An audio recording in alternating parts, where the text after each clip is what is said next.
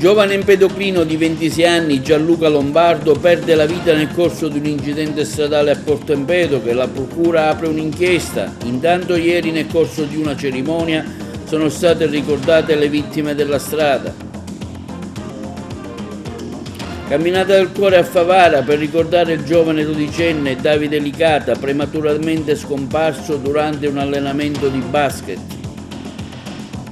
Riaperto a Villa Bonfiglio il parco giochi per bambini per ricordare Cristina D'Alessandro. Da diversi giorni la nave perforatrice della Saipem è presente in rada a Porto Empedocle. La sua presenza ha destato tante preoccupazioni. La piattaforma però sta effettuando servizi logistici di carico e scarico di container. L'Ordine degli Architetti di Agrigento sceglie il tracciato più green per il raddoppio della strada statale Agrigento-Gela-Castelvetrano. Pareggio dell'Acragas domenica con la Reggina 1-1, panoramica sportiva del campionato di eccellenza.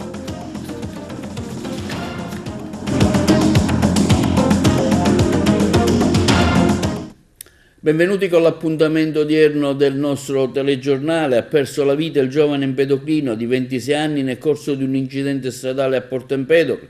La vittima, Gianluca Lombardo, viaggiava a bordo di una Fiat 600 che si è scontrata frontalmente con una Dacia che trasportava un'intera famiglia. La procura intanto ha aperto un'inchiesta. Il servizio.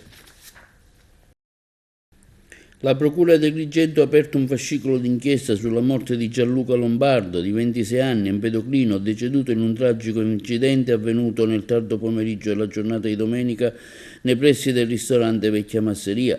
Il ragazzo viaggiava a bordo di una Fiat 600 quando, per cause ancora in corso di accertamento, si è scontrato frontalmente contro una Dacia Duster. L'impatto è stato violento per il 26enne, non c'è stato niente da fare. Gli occupanti dell'altro veicolo, un'intera famiglia di Realmonte, è rimasta ferita ed è stata trasferita all'ospedale San Giovanni di Dio di Agrigento. Si tratta del padre, madre e 2 bambine. La più piccola, di appena 3 mesi, avrebbe riportato la frattura del naso, mentre il genitore è stato colpito da un principio di infarto, per fortuna preso in tempo. Dell'inchiesta si occupano gli agenti della Polizia Locale di Porto Empedocle. Ieri fino a tarda serata hanno operato sul posto anche i poliziotti del locale commissariato, i carabinieri e i vigili del fuoco. La salma del giovane è stata trasferita all'obitorio dell'ospedale di Agrigento, dove dopo gli accertamenti di routine verrà restituita ai familiari per la celebrazione dei funerali. L'intera comunità di Porto Empedocle è sotto shock per la notizia. In queste ore, anche attraverso i social, sta rendendo omaggio alla memoria del 26enne scomparso tragicamente. E domenica scorsa, ieri, è stata la giornata mondiale delle vittime della strada. Per l'occasione si è svolta una cerimonia in loro ricordo presso la piazzetta dove si trova il monumento inaugurato lo scorso anno a Porta di Ponte. Erano presenti Carmelina Nobile dell'Associazione Vittime della Strada e il presidente dell'ACI di Agrigento, Salvatore Bellanca, oltre che al primo cittadino di Agrigento, Francesco Miccichè. Oggi ricorre la giornata mondiale del ricordo delle vittime della strada, come ogni anno la terza domenica di novembre. Appunto ricordiamo i nostri cari che hanno perso la vita in maniera tragica, traumatica sulle strade. È importante oggi la presenza anche delle istituzioni, è un segnale forte che noi vogliamo dare.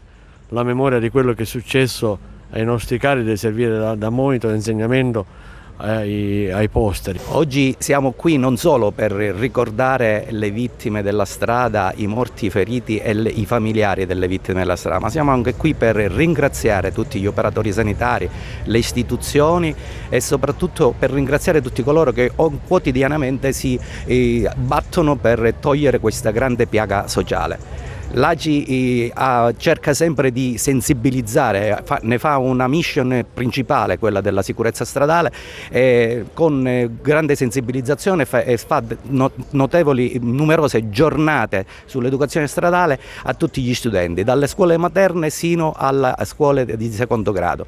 E questo è l'unico impegno, perché noi non si può più sopportare che in Italia muoiono oltre 3.000 persone all'anno. Significa come se un paese come Bivona, zona Cianciana, con un paese come Caltabellotta, sparisse dalla cartina geografica ogni anno, e questo non è più accettabile.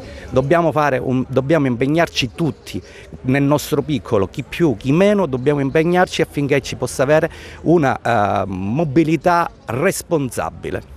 Un lungo e variopinto serpentone umano si è snodato domenica mattina per le vie di Favara, centinaia le persone che hanno partecipato alla camminata del cuore, in memoria di Davide Licata, il 12enne morto prematuramente lo scorso 21 marzo durante un allenamento di basket. Ha seguito l'evento Giuseppe Moscato.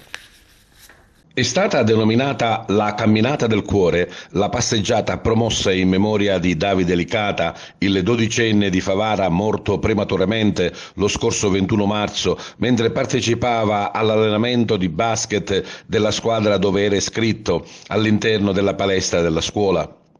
La camminata per Davide è stata promossa dai suoi familiari in collaborazione con le associazioni Cioppi Group Event, ASD Favara Runner, ASD Fradici Runner, con il patrocinio del comune di Favara, e dalla quale hanno partecipato centinaia di cittadini favaresi, con in testa il sindaco Antonio Palumbo. La nostra comunità oggi dimostra, come ogni volta che succede qualcosa di brutto, di essere in grado di rialzarsi sempre, col grande cuore che ci contraddistingue, oggi tutti presenti per un sogno sul quale stiamo lavorando. Stiamo lavorando con la famiglia, stiamo lavorando sul luogo adatto, a breve probabilmente lo potremo annunciare, ma quello che è bello oggi è che dopo tutto quello che ci è successo quest'anno, la nostra comunità è qua pronta in un clima festoso per un sogno importante. Un sogno che si realizzerà come? Si realizzerà intanto col cuore dei favaresi, perché si riuscirà a raccogliere le somme necessarie, questo è importante. Come ogni volta che si fa qualcosa di importante, i favaresi riescono a realizzarlo di propria spontanea volontà e con le proprie risorse, e poi si realizzerà, spero, nel territorio, nel quartiere dove sono più vicini gli amici di Davide, anche se appartiene a tutta la città, però dove potrà veramente essere ricordato nel giusto modo. Un lungo e variopinto serpentone umano si è snodato per le vie di Favara. Tutti i partecipanti hanno indossato un cappellino giallo con l'hashtag DL24 in onore di Davide e per lo sport. La camminata è stata anche una raccolta di fondi che contribuirà alla realizzazione del sogno di Davide, la costruzione di un campo di basket, un luogo aperto a tutti. Un omaggio alla passione di Davide, ma anche un simbolo di solidarietà, fratellanza e amore della città di Favara.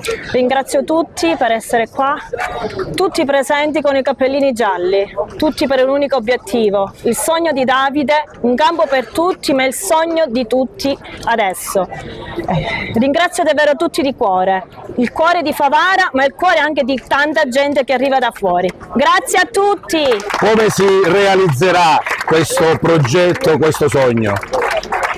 Sono già 3 mesi dalla raccolta fondi, siamo arrivati già a un bel punto. Il sindaco poi darà le giuste delucidazioni per tutto ciò. Anche la scuola ricorda Davide, anche la scuola è impegnata per realizzare il suo sogno. Sicuramente ogni giorno un ricordo di vita, di sport, di amore, di passione, nel segno di un ragazzo straordinario che ogni giorno noi vogliamo ricordare e che oggi naturalmente vive in tutta la città. Continuiamo a sperare nella possibilità di realizzare il campetto, ma soprattutto continuiamo a vivere accanto a lui ogni giorno a scuola. Tantissime persone condividono il vostro sogno e ricordano Davide. È sempre ricordato Davide, speriamo che alziamo gli occhi al cielo, le stelle che festeggiano con gli angeli che con Davide vanno avanti e ci proteggono a tutti. Più della metà delle violenze familiari riguardano le donne che hanno più di 65 anni, questo quanto descritto nel corso di un report effettuato per la nostra isola, il servizio. Tra i dati che emergono dallo studio sulla violenza di genere, a fronte del 60,4% delle donne del campione in Sicilia che ha subito almeno un comportamento violento nell'arco della vita, solo il 27,5% del campione maschile siciliano dichiara di aver commesso o messo in atto un comportamento violento. In una graduatoria di violenze subite più diffuse, il primo posto nel campione siciliano è relativo a offese e critiche perché parla con un altro uomo, 34,7%, mentre nella graduatoria dei comportamenti violenti messi in atto dagli uomini del campione siciliano, primeggia l'indifferenza volta allo svilimento della donna, 15,4%. La larga maggioranza delle violenze subite si concentra prima dei 30 anni delle donne o comunque prima dei 60, sebbene dentro percentuali minori le violenze subite dalle donne over 60 sono raramente casi episodici, ma si ripetono dove è già presente una storia di violenza. Molto spesso a mettere in atto i comportamenti violenti sono in primo luogo gli ex partner o i partner attuali. L'86% dei delitti avviene in ambito familiare. In caso di violenza, in media una donna su 3 in Italia e una donna su 2 in Sicilia preferisce non parlarne e se ne parla tendenzialmente lo fa con amici o familiari. L'indagine si è conclusa chiedendo di individuare le priorità e il campione nazionale e regionale converge su 3 assi di intervento: avviare percorsi di sensibilizzazione contro le violenze di genere nelle scuole, favorire l'emancipazione economica e sociale delle donne, sostenendole nella formazione e nell'accesso al mercato del lavoro e irrigidire le misure e pene verso chi commette violenza. L'allarme però è sul silenzio attorno a un fenomeno che invece è straordinariamente diffuso. Nel 2022 sono state 2.185 le donne siciliane che si sono rivolte al numero verde 1522 con un aumento delle chiamate. Oggi i centri antiviolenza in Sicilia sono 28, 54 le strutture a indirizzo segreto e 31 gli sportelli di ascolto. Guardando al numero complessivo delle denunce, quelle per stalking sono nell'isola 42,84 su 100.000 abitanti e le denunce per maltrattamenti da familiari conviventi sono 50,92 su 100.000 abitanti. Lo SPCGL sollecita il governo regionale ad aumentare il numero dei centri antiviolenza e delle case rifugio dove poter andare quando si ha bisogno di parlare con qualcuno. I numeri continuano a crescere e far paura. In Parlamento c'è una proposta di legge sull'educazione sentimentale nelle scuole.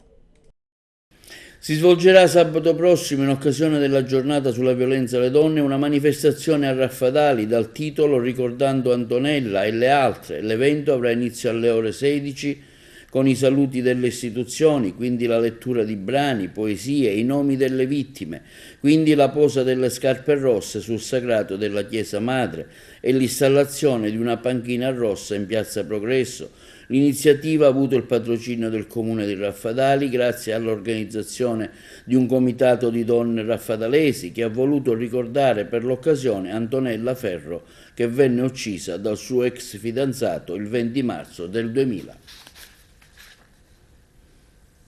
E oggi si celebra la Giornata Mondiale per i diritti dell'infanzia e dell'adolescenza, indetta dall'ONU nel 1959. La corrispondenza.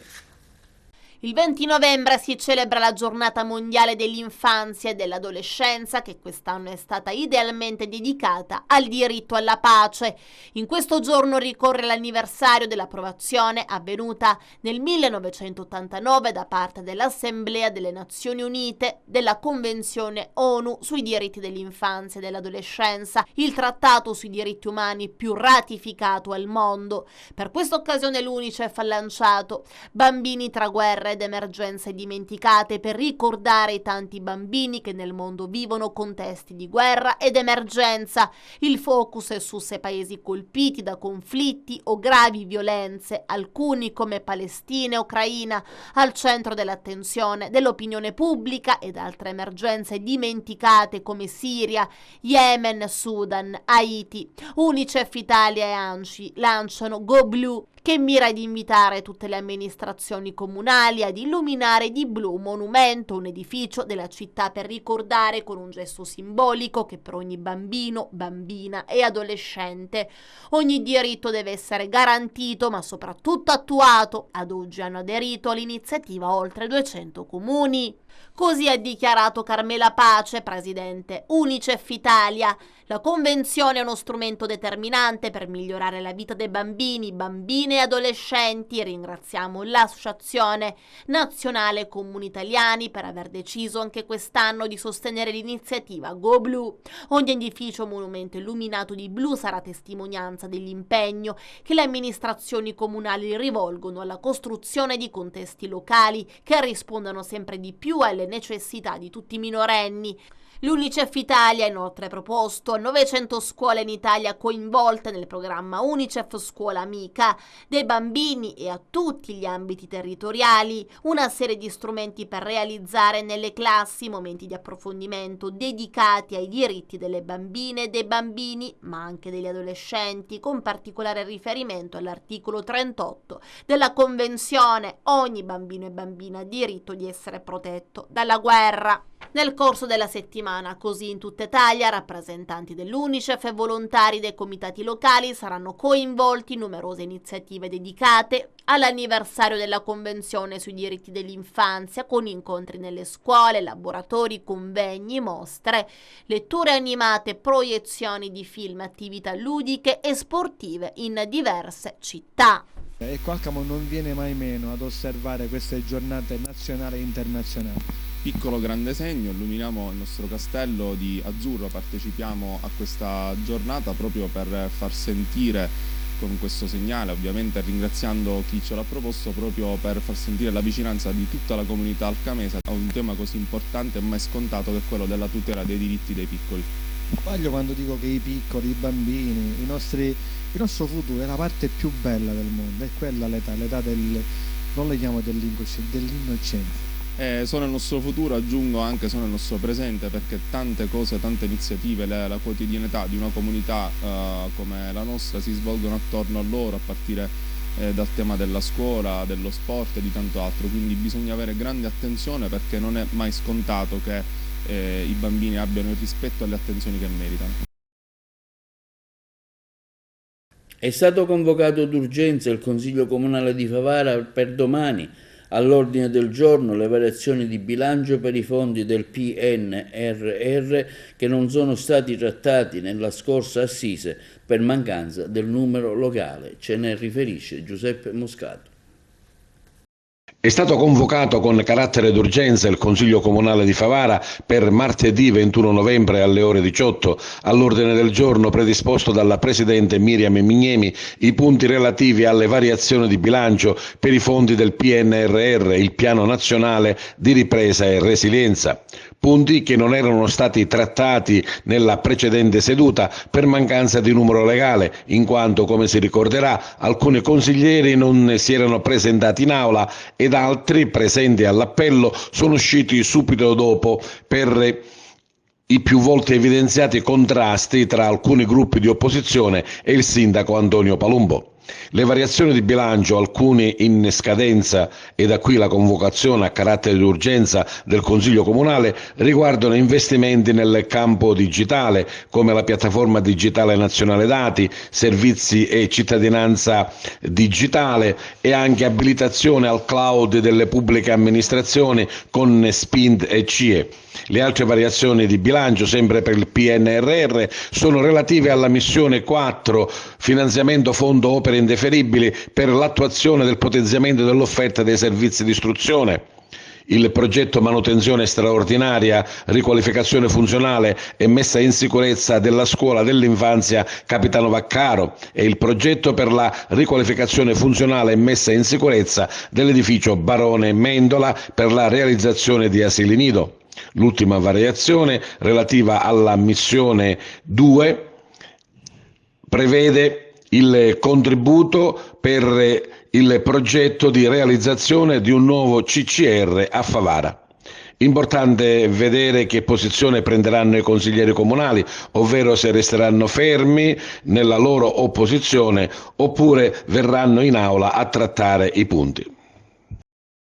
Ed è stato riaperto ieri il Parco Cristina, intitolato a Cristina D'Alessandro, sito all'interno della Villa Bonfiglio di Agrigento, presenti, oltre che a numerosi bambini, anche Alessandro Platania e Marta, rispettivamente marito e figlia della indimenticabile Cristina.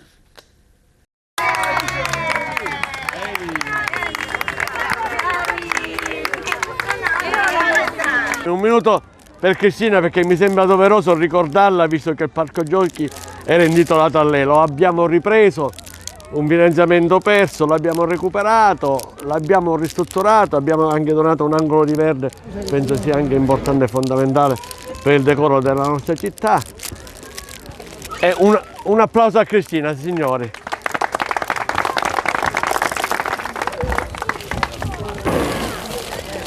Conferma che comunque le cose belle vanno mantenute, vanno curate, quindi un ringraziamento all'amministrazione che ha ripreso il parco, nella speranza insomma che non sia vandalizzato come spesso capita, quindi il piacere di vedere oggi qui questi bambini giocare, insomma, non può che che fa ricordare Cristina che aveva proprio questo grande piacere di fare e di realizzare quello che è stato realizzato. Volevo aggiungere naturalmente che l'impegno che è stato messo per la realizzazione di questo parco è stato anche grazie a, io li definisco non agrigentini, più agrigentini degli agrigentini. Io ringrazio il vivaio Natura Viva di Ribera, Ezio Taormina. Ezio, dove sei? Che con impegno personale sotto mio invito ha realizzato quest'angolo di verde che è meraviglioso, riuscendo anche, oltre a sembrare le piante, anche a realizzare anche quella siepe, perché si pensava come fare per non far entrare i bambini qui in mezzo alla terra, in mezzo al fango, in mezzo al pietrisco. Ebbene, Ezio ha avuto il suo intuito e peraltro è un professionista nel suo campo. Ezio, un ringraziamento veramente da parte dell'amministrazione comunale e di tutta la città di Agrigento. Grazie a tutti, buongiorno, ringrazio l'amministrazione, il nostro sindaco e ringrazio soprattutto i bambini che oggi sono qua e mi fanno emozionare in maniera particolare. Finalmente il videosorvegliato e voglio ringraziare proprio per questo lavoro l'ufficio tecnico del comune nella persona del dirigente, l'ingegnere Alberto Avena. Vi ringrazio per l'impegno profuso e tenace del mio assessore Gerlando Principato, ringrazio poi l'impresa di Alfonso Piparo che è stata veramente brava, competente nel realizzare quello che voi vedete alle mie spalle.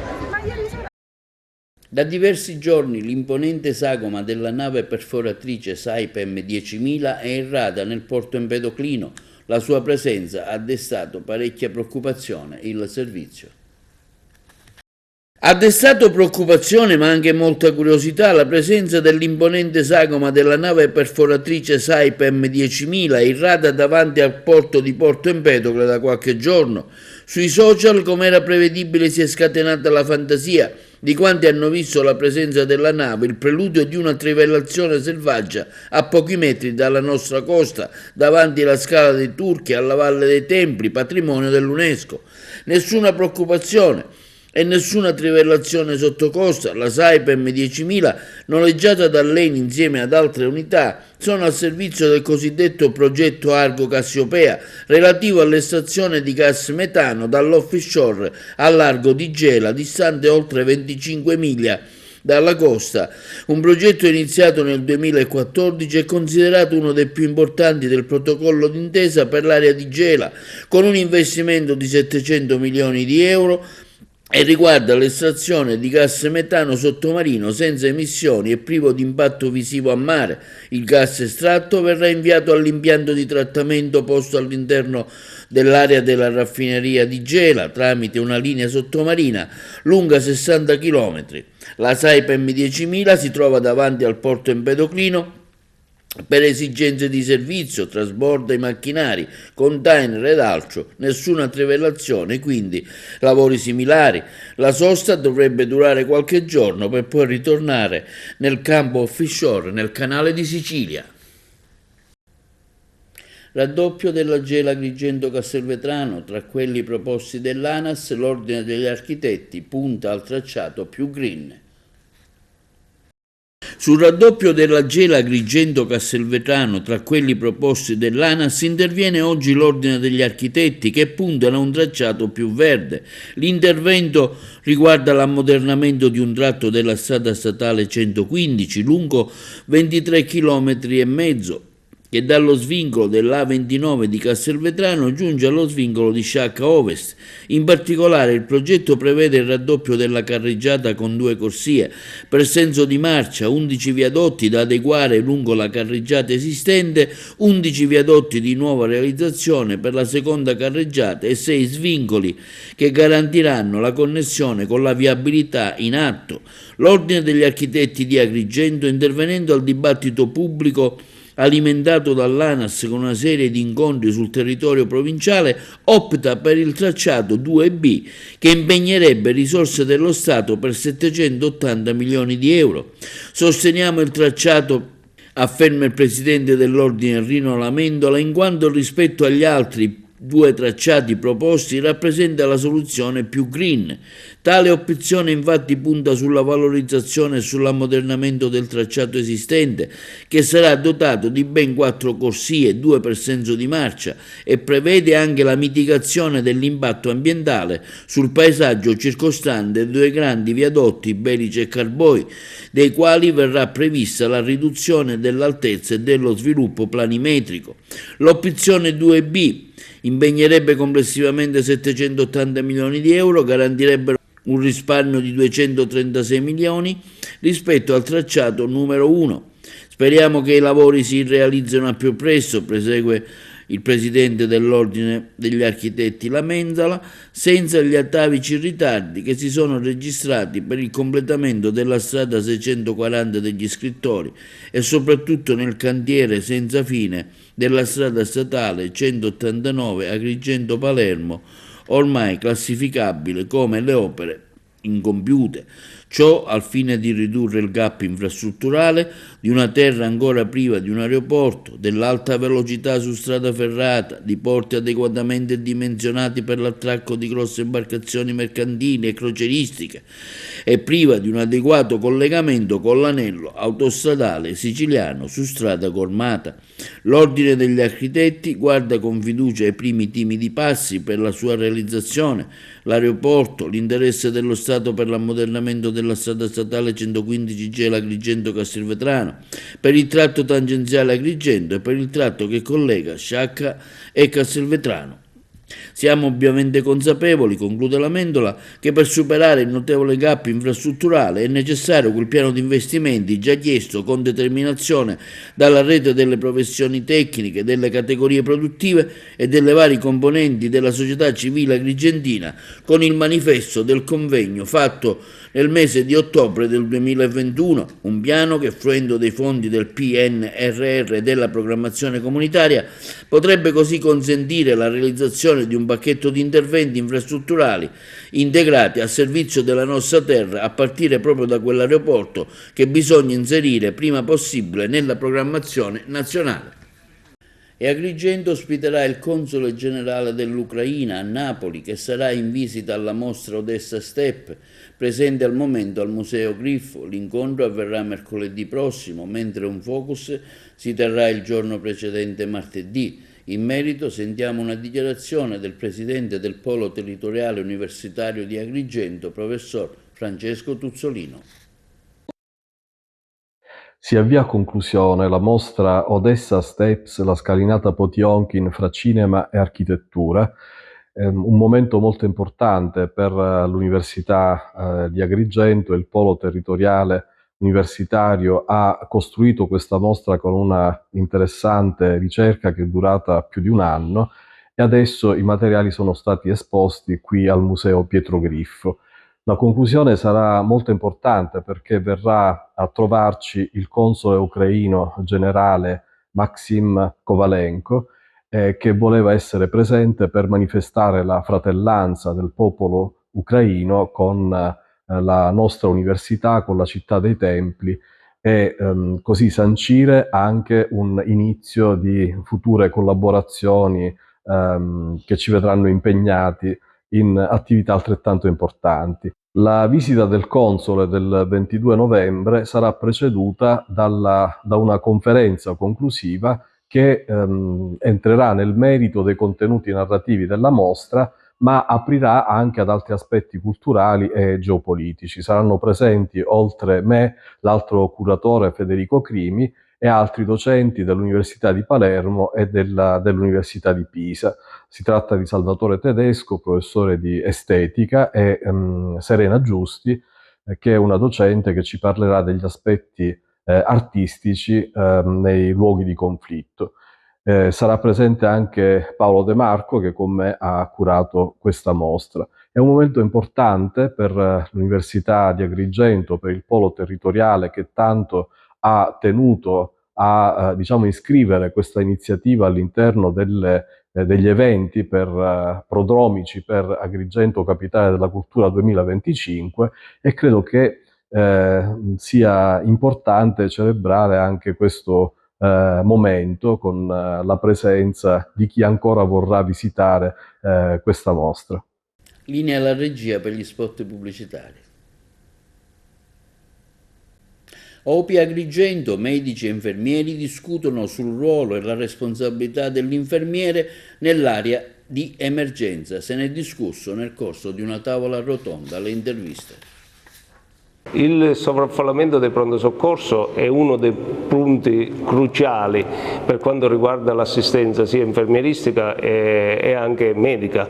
La carenza dei medici influisce sicuramente negativamente, in più una forza lavoro inferiore rispetto al numero eccessivo dei pazienti che arrivano proprio perché non c'è un filtro sul territorio. Assistiamo ad un invecchiamento della popolazione che comporta un aumento delle cronicità e delle comorbilità legate appunto alle varie patologie dovute all'invecchiamento. Quindi sarebbe opportuno creare degli ospedali di comunità che già sono previsti dal DM 77, oppure istituire veramente la figura dell'infermiere di famiglia e comunità, che servirebbe a snellire queste situazioni di cronicità, per cui gli ospedali in questo modo funzionerebbero solamente per le acuzie, che è la loro mission principale. Vede, la grossa problematica che si evince oggi negli ospedali, nei pronto soccorsi pubblici,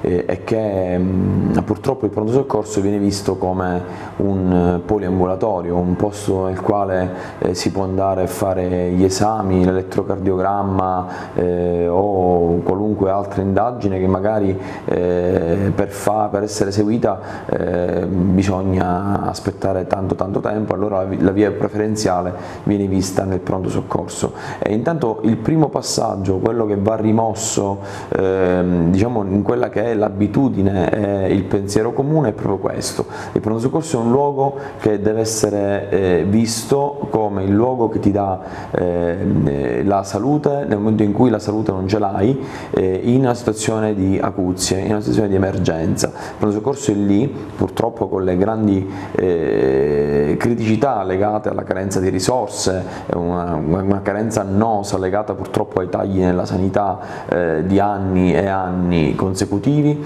che oggi purtroppo nonostante tutto riesce comunque a dare una risposta assistenziale. Ecco perché il pronto soccorso dal punto di vista del cittadino deve essere visto come un luogo di cure in emergenza, in urgenza, e dal punto di vista dei sanitari ovviamente deve essere un luogo nel quale bisogna fare il tutto per cercare di salvare la vita ai pazienti, perché venire in un pronto soccorso per non avere un'assistenza ovviamente non ha motivo di esistere, perché questo toglie spazio a chi veramente ha necessità. La giornata di formazione che abbiamo oggi è rivolta agli infermieri per dare l'adeguata formazione, per capire l'importanza che ci deve essere tra il collegamento tra ospedale e territorio.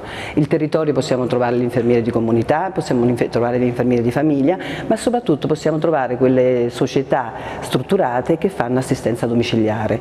Come può l'assistenza domiciliare andare a ridurre il sovraffollamento del pronto soccorso? Intanto accogliendo tutti i pazienti cronici a domicilio tramite chiaramente richiesta medica del medico di base che fa le adeguate richieste, tipo le trasfusioni possono essere fatte a domicilio con personale medico delle diverse società che erogano assistenza domiciliare sul territorio. Quindi in questo modo noi potremo andare a smaltire intanto l'attesa in ospedale delle persone che hanno bisogno di fare trasfusioni, e in più di quelli che hanno necessità di fare delle medicazioni magari complesse che possono invece essere fatte a domicilio.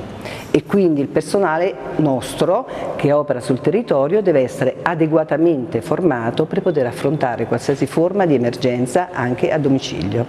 La problematica è evidente negli ultimi tempi che si è registrata, è quella del sovraffollamento dei pronti soccorsi. Pronti soccorsi che ormai è un sistema unico, sistema 118 pronto soccorso, quindi a volte il sovraffollamento e la sosta prolungata dei mezzi di soccorso non è legata al mezzo di soccorso ma alla mancata la dislocazione dei pazienti in attesa nelle varie unità operative di appartenenza o di riferimento. Purtroppo il 118 ormai è utilizzato e chiamato per qualsiasi tipo di intervento dopo una seria valutazione che viene fatta dalla centrale operativa, quindi arrivata sul posto ci troviamo a volte a non poter soddisfare determinate chiamate perché tutti i mezzi sono bloccati e siamo costretti a rivolgerci ai mezzi di soccorso in eccedenza. Sì, l'emergenza urgenza territoriale in questi ultimi anni ha visto veramente un'impennata dal punto di vista formativo, dal punto di vista organizzativo, non ultimo in Sicilia, e non siamo secondi a nessuno per il resto d'Italia, con l'avvento dell'112, la centrale unica di risposta, le CUR, che gestiscono anche altri concorrenti quali le forze di polizia e i vigili del fuoco. Questo ha fatto sì che ha migliorato ulteriormente la risposta all'emergenza. Noi abbiamo tempi di risposta rapidissimi ai nostri telefoni delle centrali CUR nonché anche del 118. Questo ha comportato sicuramente una velocizzazione del soccorso in emergenza territoriale. Ovviamente tutto questo è anche supportato da un'intensa formazione, perché il nostro personale infermieristico, i nostri autisti soccorritori della SEUS vengono continuamente sottoposti ad attività formative al fine di garantire sempre il meglio per le nostre comunità. È una formazione un po' particolare che abbiamo acquisito, ho avuto il piacere di acquisire, diciamo così, in questi giorni attraverso una società a carattere nazionale che si occupa di corsi di alta formazione, che hanno che cosa fatto? Messo insieme, diciamo così, tutti gli attori di coloro che, diciamo così, intervengono in un'emergenza territoriale con il top delle investigazioni scientifiche, ovvero i RIS di Parma, e quindi con l'occasione, diciamo così, abbiamo fatto questo percorso diventando dei formatori con il timbro dei RIS di Parma, perché loro qual è il loro obiettivo, che cosa vogliono raggiungere come obiettivo? Vogliono raggiungere l'obiettivo partendo da un concetto iniziale, nel senso che solitamente chi arriva per primo in una scena del crimine sicuramente spesso sono i soccorritori impegnati nell'emergenza territoriale, per cui il loro obiettivo è quello di far acquisire consapevolezza anche ai soccorritori che arrivano su una scena al fine di preservare, diciamo così, le prove, non inquinare sicuramente le prove che sono importanti. Quindi partendo da quello che viene da loro chiamata la catena di custodia, e tutti gli attori che saranno presenti in una scena devono avere, diciamo così, una sinergia per poter agire senza appunto possibilità di inquinare le prove. Sono trascorsi ben 115 anni del terremoto avvenuto a Messina nel lontano 1908. Finalmente è stato realizzato un museo per non dimenticare la tragedia che rase al suolo la città siciliana. Un sogno, possiamo dire, che diventa man mano realtà, anche se è assurdo che Messina si doti del Museo del Terremoto soltanto nel 2023. Abbiamo dovuto attendere 115 anni, però per me è un motivo di grande orgoglio aver scritto questa legge con cui abbiamo istituito la giornata regionale del terremoto di Messina nel 1908, dove c'è anche appunto la costituzione di questo museo, ed essere riuscito a stanziare 300.000 euro per la realizzazione di questa mostra e la sua promozione, perché poi è importante le cose dopo che le fai anche farle conoscere a tutti, ed è un motivo veramente d'orgoglio, sono felice.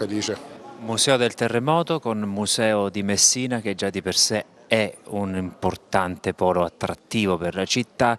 Come lavorare nel solco di questa promozione turistica spesso tanto decantata, ma poi nei fatti poco realizzata.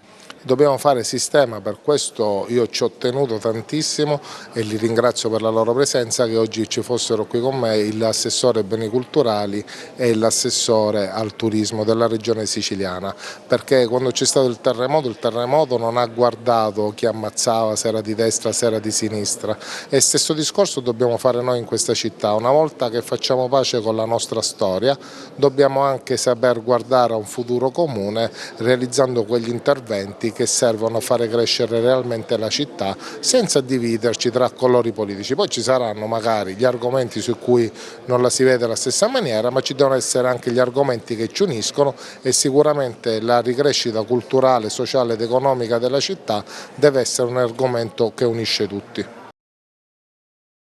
Piantare un albero, un gesto che per alcuni potrebbe essere insignificante, di poco conto, ma che invece ha una grande valenza. Perché? L'idea è quella di affrontare le problematiche in modo costruttivo. Il problema ambientale ormai è di dominio pubblico, sappiamo tutti quanto dovremmo impegnarci in merito, però molte attività che vengono fatte non riescono ad avere un impatto positivo nella società, mentre l'idea è quella di appunto affrontare le cose in un modo costruttivo, quindi piantiamo un albero, cerchiamo di risolvere la cosa nel modo migliore, no? Schierarsi è fondamentale, lo dice anche il nome della vostra associazione, schierarsi, metterci la faccia per costruire questo futuro. Si dice un futuro migliore, per alcuni è soltanto una frase fatta, ma c'è tanto impegno dietro quello che fate. L'impegno quando si fa con passione non costa nulla praticamente, quindi ci schieriamo, ma alla fine siamo schierati dalla parte di tutti, che è anche la parte nostra, quindi è relativamente facile, Presenti su tutto il territorio nazionale con tante iniziative, ecco, quali sono i prossimi passi, quali sono i prossimi obiettivi? Sicuramente vogliamo continuare a influenzare in modo positivo la società che viviamo, con anche queste piccole attività che, appunto, come hai detto tu, magari possono contare poco, però è il gesto, no? Il messaggio che si manda, quello che conta. L'iniziativa di piantare un albero è stata fortemente voluta da Gianroberto Casaleggio negli anni successivi. Quest'anno è riproposta dall'Associazione Culturale Gianroberto Casaleggio, e a livello nazionale Schierarsi ha voluto aderire, quindi anche la piazza di Messina ha voluto aderire a questa iniziativa.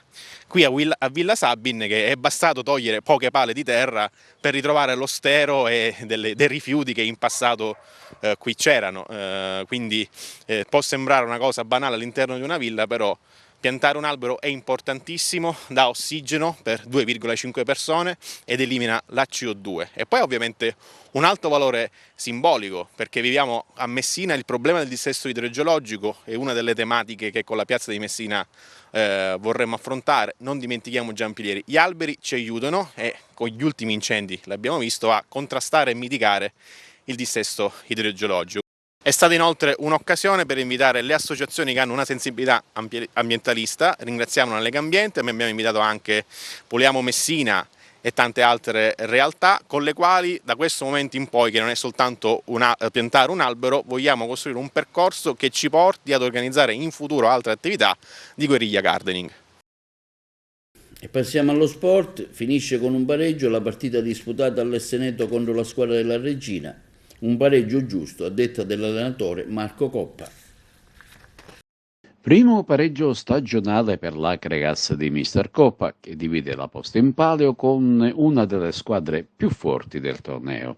Un pari sudatissimo, ma meritato, che spinge la squadra biancazzurra in classifica generale dopo le 2 sconfitte consecutive tra campionato e Coppa Italia. Eppure la giovane compagine agrigentina ha rischiato, tra virgolette, di prendersi interamente l'intera posta in palio, specie dopo un primo tempo lineare, compatto, aggressivo, che ha messo in seria difficoltà l'esperta squadra del tecnico Trocini. Dopo le prime avvisaglie, l'11 di casa riesce a passare in vantaggio a conclusione di una elaborata azione portata avanti da Grillo e conclusa da Di Mauro con un diagonale che supera quanto basta la linea di porta. Esplodono le proteste degli ospiti che ritengono il pallone non del tutto entrato, ma l'arbitro convalida senza esitazione. La gara diventa spigolosa e molto nervosa e al 31esimo l'Agregas con Leuca spreca il raddoppio con un tiro troppo fiacco per il portiere Martinez. Al ritorno in campo al 51esimo la Regina raggiunge la parità. L'arbitro lascia correre su un fallo subito a centrocampo da un calciatore acregantino, ne approfitta l'esperto Barillà che dal limite lascia partire un fendente. La difesa di casa ribatte come può, interviene di forza Perri, il quale liberissimo non ci pensa due volte a insaccare alle spalle Sorrentino. Adesso la partita diventa più vibrante da parte calabre, che tenta il tutto per guadagnare l'intera posta in palio. Un pressing asfissiante che la difesa biancazzurra respinge con qualche difficoltà. Poi su uno spavento in piena area biancazzurro un calciatore Amaranto cade a terra. Immediate e vibrate le proteste regine per un presunto fallo da penalty, ma l'arbitro lascia continuare. Si arriva all'ultimo minuto di recupero, lunga rimessa laterale in piena area cregantina, colpo di testa di Ingegneri e pronta risposta decisiva del portiere sorrentino che salva il risultato.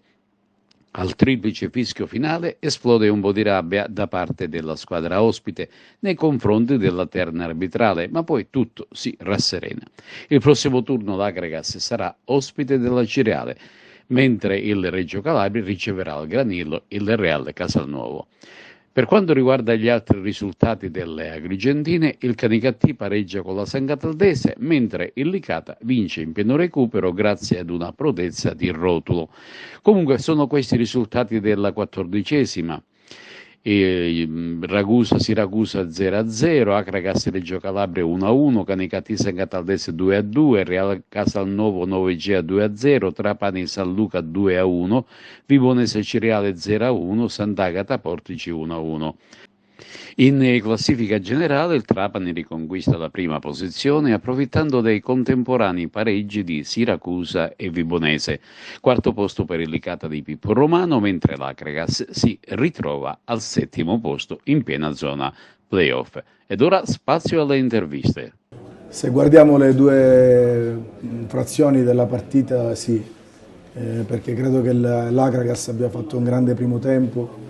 E forse la nostra più grande colpa e responsabilità è stata quella di non tentare, quando abbiamo avuto l'opportunità, di andare anche sul 2-0. Poi nel secondo tempo invece la Regina è venuta fuori, ha cercato di recuperare la partita, addirittura anche di ribaltarla con grande veemenza, e quindi complimenti anche alla Regina. Però io la partita la devo guardare tutta, non posso guardare solo un tempo. Noi nel secondo tempo siamo calati tantissimo da un punto di vista atletico, mercoledì venivamo già da un impegno molto importante, per cui non dico che debba essere un alibi, però è una grande verità. Nel secondo tempo non avevamo tanta benzina sulle gambe, che non ci ha consentito di fare la stessa prestazione del primo, dove siamo andati a prendere Regina molto alti e dove credo che si sia vista veramente una bella Acregas. Quindi se devo valutare la partita nell'arco dei 90, secondo me sì. È mancata di cattiveria all'Acregas dell'area di rigore della Regina, forse possiamo dire che i giocatori non riescono a essere tranquilli al momento opportuno per metterla dentro. No, io non credo che sia una questione di tranquillità. È vero, ho detto prima che noi nel primo tempo potevamo fare più di un gol perché abbiamo avuto l'opportunità per poterlo fare. E come sbaglia il difensore e noi diamo le colpe, fra virgolette, al difensore, dobbiamo darle anche agli attaccanti quando non fanno gol, e non c'è grande cattiveria e grande cinismo. Però non penso che sia una questione di tranquillità e di serenità. Noi ormai abbiamo fatto quadrato, sappiamo quello che possiamo fare, quello che siamo, sappiamo che possiamo confrontarci sfornando questo tipo di prestazione come nel primo tempo. Ripeto, nel secondo tempo però è giusto dire che la Regina meritava. Mister Trocini ha fatto tanti complimenti all'Acregas, ha pure detto che non merita la classifica attuale. Mi fa un grandissimo piacere, un grande onore che l'abbia detto un mister come lui e che siede su una panchina prestigiosa come quella della Regina. Quindi questo per me, da un punto di vista personale, è veramente tanto orgoglio, però il merito va ai miei ragazzi, perché questi ragazzi io credo che, come al solito, ad Agrigento debbano ringraziarli dal primo giorno in cui sono qua, perché stanno facendo delle cose, è vero, forse a fasi alterne, però stanno facendo delle cose eccezionali, perché questo è un gruppo, continuo a ripetere, non con tanta gente di esperienza, come possono avere la Regina, la Vibonese, il Trapani o il Siracusa. Questa è una squadra, è un mix fatto di giovani e grandi, e adesso abbiamo noi da molto tempo problemi anche con gli under, perché ne abbiamo uno soltanto e ce lo stiamo tenendo stretto, perché altrimenti non sapremmo più come scendere in campo, per cui io credo che bisogna ringraziare questi ragazzi. All'inizio c'è stata la sensazione che lei volesse controllare la gara o comunque cercare di bloccare la Regina, poi nel corso già del primo tempo ha preso quasi coraggio. Ha preso coraggio perché ha visto che tutto sommato il pericolo non era così alto, oppure perché è stata una sola strategia? No, noi abbiamo lavorato durante la settimana fino al giorno della rifinitura per tentare di andare a prendere la Regina abbastanza alta, per tentare di non farli giocare, e devo dire che più passavano i minuti più i ragazzi lo facevano bene, nel senso che tutte le uscite che facevano le facevano col tempo giusto, e per cui quando indovini il tempo e indovini la riconquista della palla, poi ti viene più facile occupare la metà campo avversaria, e quindi nel primo tempo noi siamo stati bravi a fare questo tipo di lavoro, l'abbiamo fatto veramente bene. Nel secondo tempo non siamo più stati bravi. Direttore, un tempo per parte, pareggio giusto tra Cargas e l'FA Reggio Calabria? Sì, penso proprio di sì, diciamo che il primo tempo noi, secondo tempo loro. Forse noi nel primo tempo abbiamo avuto 2 palle per poterla chiudere, per andare sul 2-0. Grande prestazione dei nostri ragazzi, devo fare i complimenti a tutti, lo staff tecnico e i calciatori. Secondo tempo è uscita fuori la Regina, penso come è giusto che sia, che essendo in svantaggio e per il blasone della squadra, un'ottima squadra, ci hanno messo in difficoltà, ci hanno pareggiato la partita e, come dicevo prima, un tempo per uno, penso che il risultato sia il pareggio, il risultato più giusto. Primo pareggio casalingo in campionato per l'Agragas. Veramente il primo pareggio in assoluto da quando è iniziato il campionato, che noi abbiamo sempre vinto o perso. Sì, è un pareggio casalingo, però penso che sia un punto pesante, un punto importante. Ripeto, preso contro una squadra costruita per stare nei piani alti, e perciò siamo contenti della prestazione. Un trittico di partite difficile per l'Agragas in questo frangente di campionato, però abbiamo visto una squadra che ha trovato il giusto assetto e sa disputare al meglio le proprie partite. Sì, devo dire che noi fortunatamente stiamo iniziando a recuperare gli infortunati. Oggi è rientrato Giama dopo un mese, ha fatto 20 minuti. Consideriamo che noi mercoledì abbiamo fatto 97 minuti contro il Trapani, e nel secondo tempo anche questo si è visto, perché noi abbiamo avuto anche un calo fisico, ma è fisiologico, perché non avendo i ricambi a disposizione hanno giocato quasi gli stessi 11 di mercoledì, perciò siamo molto soddisfatti di questa gara. Vediamo ora una panoramica sportiva del campionato di eccellenza curata dal collega Carmelo Lentini. Nel campionato d'eccellenza la Nissa non conosce ostacoli e vince fuori casa sul campo del Fulgatore. Risponde per le rime la Pro Favara, che travolge anch'essa un fuori casa l'Aspra.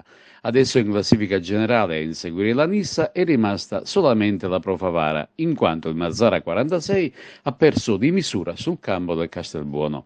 Questi i risultati della giornata: Casteldaccia Accademia Trapani 0-0, Folgore Don Carlo Misilmeri 0-0, Castelbuono batte Mazzara 46 3-2. La Nissa ha vinto a Fulgatore 2-0, come il Gerace a Mazzara, anch'esso con lo stesso risultato. Marineo Sciacca 1-1, Aspra Pro Favara 0-6, Castellammare e Athletic Palermo 2-0. E questo è tutto per TV Notizie, vi diamo appuntamento alle prossime edizioni e vi auguriamo una buona serata.